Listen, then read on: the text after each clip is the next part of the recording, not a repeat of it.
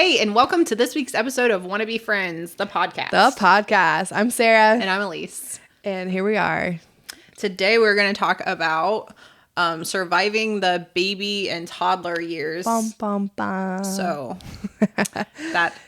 you said that. You were like, okay, this is going to be our conversation for this week. I was like, how to survive? I don't know if I know how I survived. Yeah. But the fact that we're still alive today. Yeah. So I just dropped the how when I said it. I just said surviving. Did you? Okay. We are not going to tell you how to survive those years. We are just going to let you know that you will. That you will survive.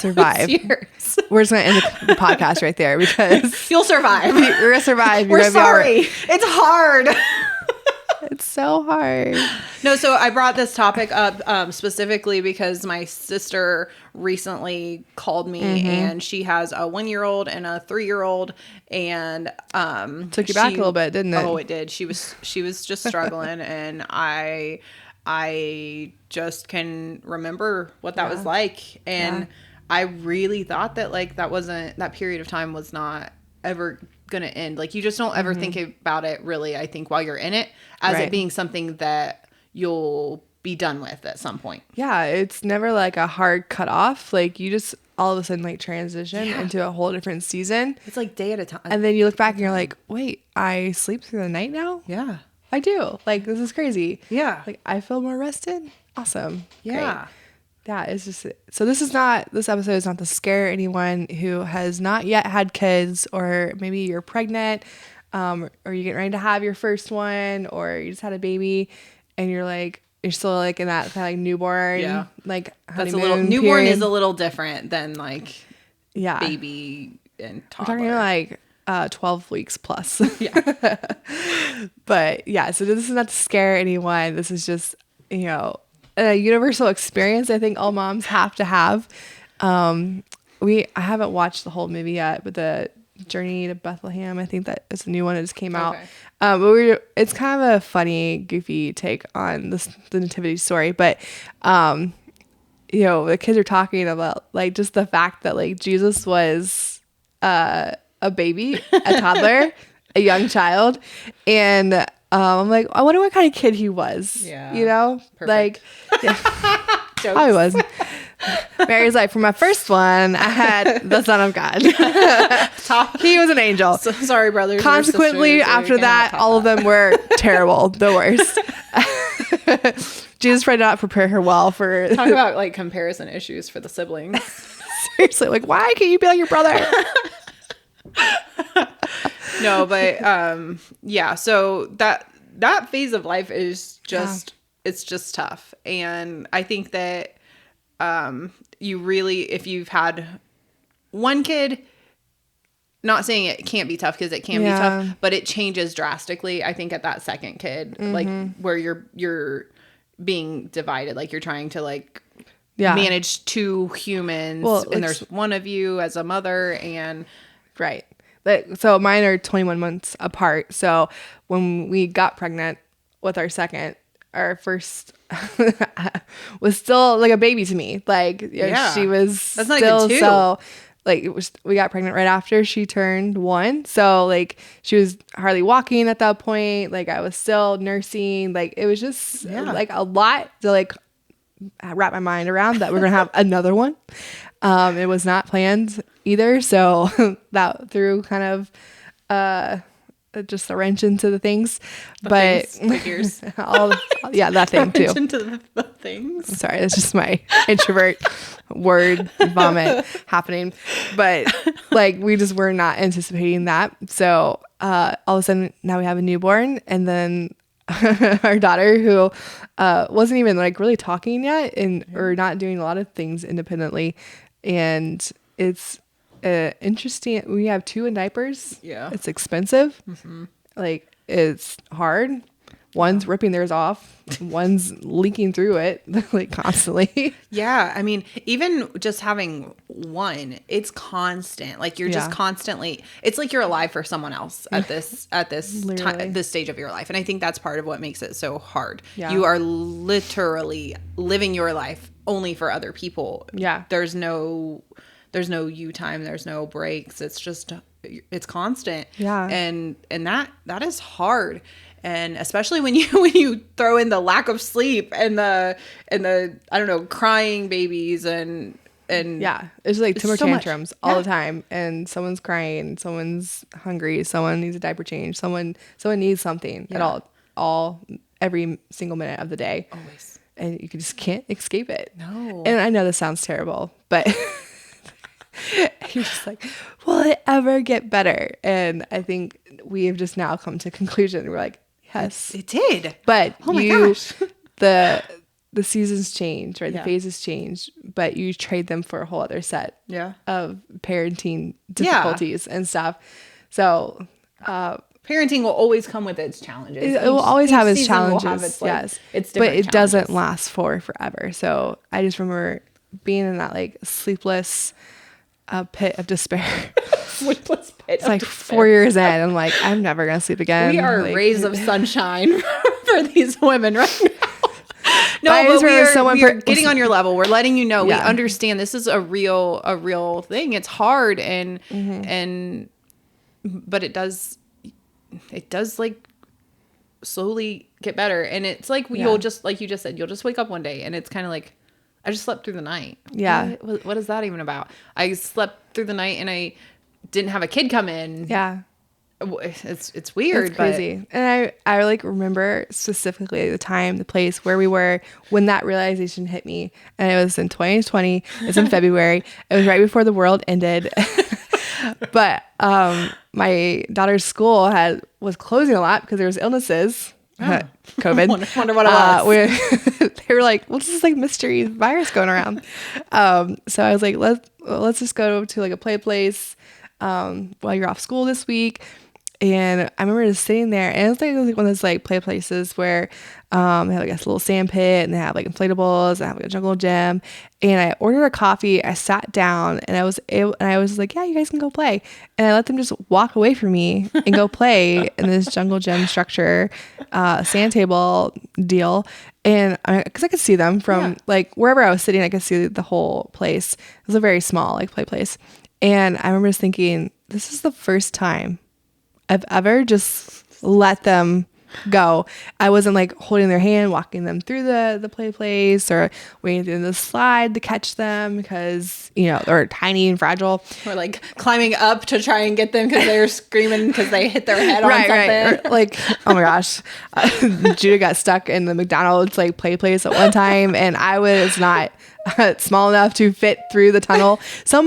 This girl was like 9 months pregnant, and she crawled up there and got Judah for me. But I remember just being like, oh my gosh, I can't get you. You have to come down. But I remember just sitting there being like, what? This is my life now. Like, I could just let them. They were both potty trained at that time, so we were just able to go to the bathroom. I didn't even bring a diaper bag in with me. I'm just sitting there drinking my coffee, and I'm like, I have not sat and drank a coffee in 4 years at a place. Yeah. And I'm like, this is crazy. We have officially made it. And I actually remember during that year, those were some of my harder years. Yeah. And you're like starting to tell me like, it gets better. Yeah. It gets better. And I'm just like, you're like, no. What are you crazy. talking about? Like, it gets better. You're lying to me. Yeah. Right now I sleep 45 minutes at a time, and I have been for 2 years at this point. I felt for you. I thought I had some difficult sleeping children, but yours was like, sleep? No, that's for the week. That sleep was for my, just so you guys have something to compare your sleepless children to. My youngest now, she was so hardcore about like not sleeping. There were many times that she would like hold her eyeball open and like poke it. Oh my gosh. 10 months old. She'd like be sitting there keeping herself awake. That's insane. I am not kidding you. Like she's ruthless, man. if she'd do whatever it takes to stay awake. She's hardcore. Oh my gosh. So like, mine would I've just been there. scream all night. Like, just scream. Just like, there was nothing wrong. Like, fed, diaper change, nightlight, we got sound machines. Yeah, like, all the I'm things. laying next to her, and she just screams. And I'm like, why are you screaming? Stop screaming. It's so late. Yeah. And like, I mean, we, just in all reality and full disclosure, like those moments brought out the worst in me. Like there are things that I like look back on, like I remember like one time in particular, I could not get her to sleep, and I was so exhausted, and I was so just depleted and drained, and I felt like it was the worst thing ever, just trying to like survive in that moment. And I remember just like yelling, why won't you go to sleep? Go to sleep. Right. You know, and like, you know, there were times that were just so real like that, where it's just, it is so hard, and I can laugh about it now and hope that she doesn't remember me screaming at her. But isn't that just God's grace, like in that, because our kids, like as babies, they don't remember any of that. They don't remember the worst part of us. And, you know, we think back to our moms and like our memories of our moms and stuff. We don't, we don't remember them in that season. We can see pictures of how tired they were, or they'll tell us stories, and you're just like, oh, okay. But like I think God, gives such grace in that season, and like He understands and He knows, like He built us for this. He designed us for this. He didn't say it was going to be easy by any means. Like He was like, I mean, you're not easy. I mean, you're my creation. You're not easy. So your children are definitely not going to be easy. But like I kept having to like remind myself, like even when I just felt like I was not qualified to be a mom, or I'm like, these kids would be so much happier if someone else raised them. I mean, maybe they won't scream for someone else. I don't know. I just would always just kind of go back to, and this came from a book. I think it was called like Treasuring Christ. I'll have to go back and look at it. Okay. But I remember the first part was like treasuring Christ, maybe like in the small things or in motherhood or something. But he was like, as you're folding laundry, it's because you have clothes that clothe you. As you're washing the dishes, it means that you have food that you prepared, that, you fed your children with, when, you're nursing. Like, I have given your body the ability to feed and grow your child, and all these things. I'm like, okay, God's built me, designed me for this time and season of my life. I may not feel like the best version of myself, but I know that, He's trusted me with these kids. And so we're just going to keep pushing through all the screaming, all the sleepless nights, and potty training. Not just the babies. just my crying and their crying. Just being reminded that like, God has ordained us for this time in this season of life, and that we can do it, that it may feel impossible, but it's not. It's not. And every day that you feel like it's impossible, just know that day is going to come to an end, and you're going to wake up the next morning and His mercies are new every day. Yeah. And that's sometimes where you just have to find the peace, because it's for sure. Sometimes it does feel just impossible to get through another day. And because I know like a lot of people, like you put them to bed and it doesn't end when you put the baby to bed. And so it's not like you can just, but daily there's new mercy. And, another thing that we can kind of hit on in this episode is like the mom guilt. Like, I think the mom guilt, especially for new moms or at those early years, is so real and such a challenge. Yeah. And I remember, like, I never felt like I was doing enough. And that's kind of, I think, one of the things that my sister alluded to on the phone is, like, I asked her specifically about, like, do you have a tablet you could put the toddler on, like, to just give you, like, that would occupy him for a little bit, just to give you a minute, just so that you can have a breather, because she needed a break. Right. And because all the mommy blogs, all the mommy groups are going to tell you that electronics is bad, and you should keep your kids away from them and stuff. And you do you guys do your own things. I'm not saying anything, but my sister in that moment needed a break. Yes. And this is what I was trying to, like, tell her, like, if you are a great mom. You are fully engaged with your children all the time. You talk to them. You read to them. You care for them. Yes. Yeah. That you're feeding them. You're doing crafts with them. You're you're doing all the things. It's okay to take a minute. 30 minutes on the iPad.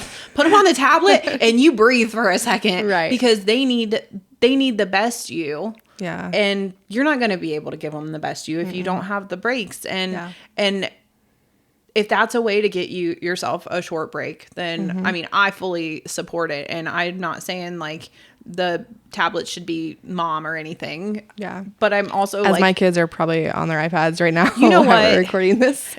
if the tablet needs to be a nanny, that's different than being a mom. Listen, okay. It's a vehicle for this podcast to happen. Right.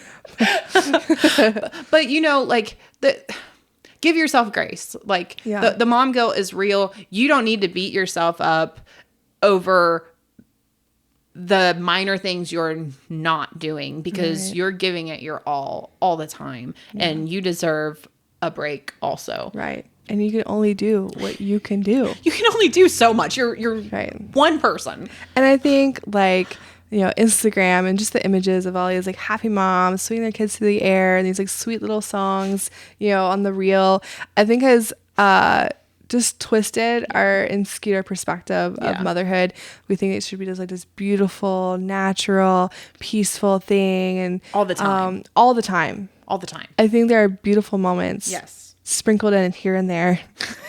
And we get to look back on those, and like when we were talking about like, oh yeah, I could do another baby right now, because we think about the cuteness, the little chubby thighs, the cute little outfits, you know, just the little giggles and the first words, because we remember those things, right? We have chosen to block out the bad, right? So like, you block the trauma. You just block the trauma. That's how you survive. Really, we got you. That is how you do it. That is our you tip get through for it, and then you block the trauma. Just block the trauma.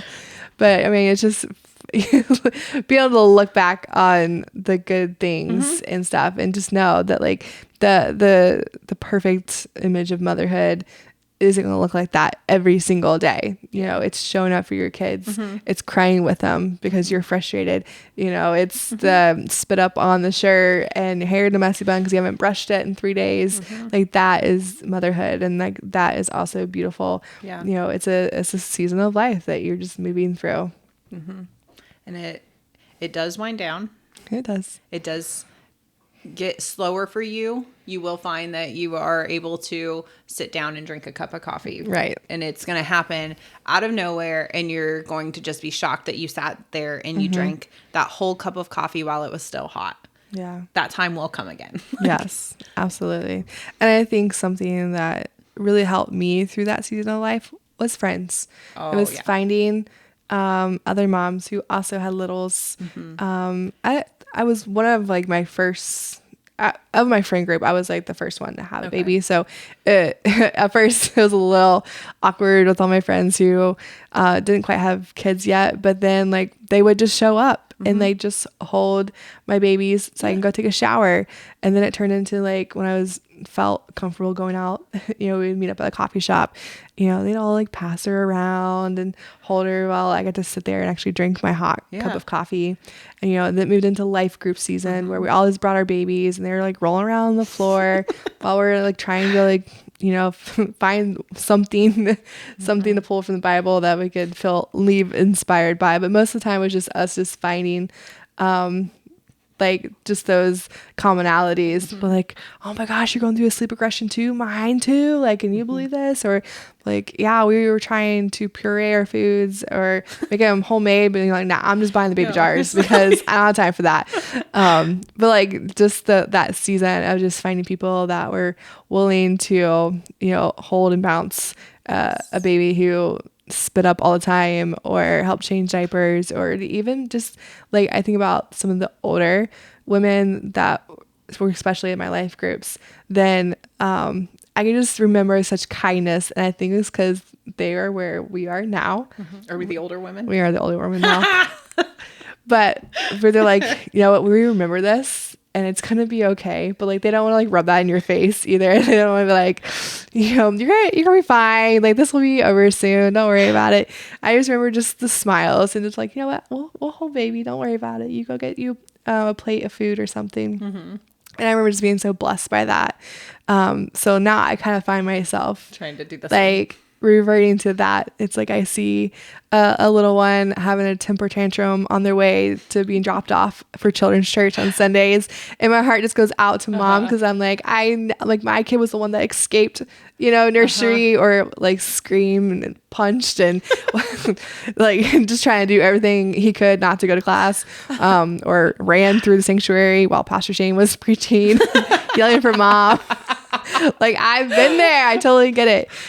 So like, I just find I see those like exasperated moms, and I'm like, I'm just trying to be your friend right now, because I know you need it. You were me like 4 years ago. It's okay. Yeah. Let me help you out here. Yeah.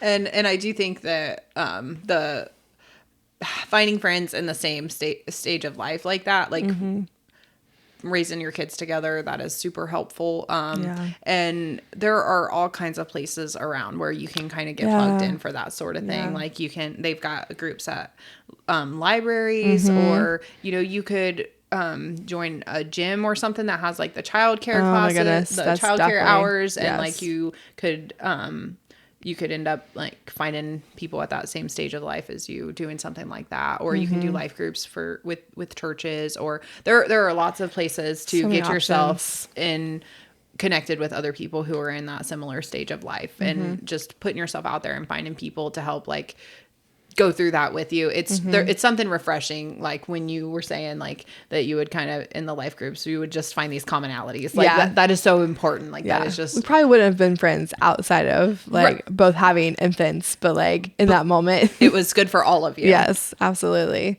It was, it's a fun season to look back on. And we talk about how hard it is, but it's also so beautiful. And we aren't trying to push that aside, but we are trying to acknowledge that we do know that it's hard, and we know that you're exhausted and you're going through a lot, but it will get better, and you can do this. Yeah, absolutely. God's, designed you and ordained you for this specific time. And he's giving you these specific kids to parent, and they're just such beautiful gifts, and you're meant for this. You're made for this, and you will make it to the other side. We'll be your cheerleaders. Absolutely. We're here for you. But anyways, we hope that you guys feel inspired and encouraged from today's conversation. If you have any comments or want to share your early childhood experiences, or temper tantrums, or funny stories that have happened, we'd love to hear them. You can shoot us a message or leave a comment. We'd love to read them. But until next time. All right. We'll see ya.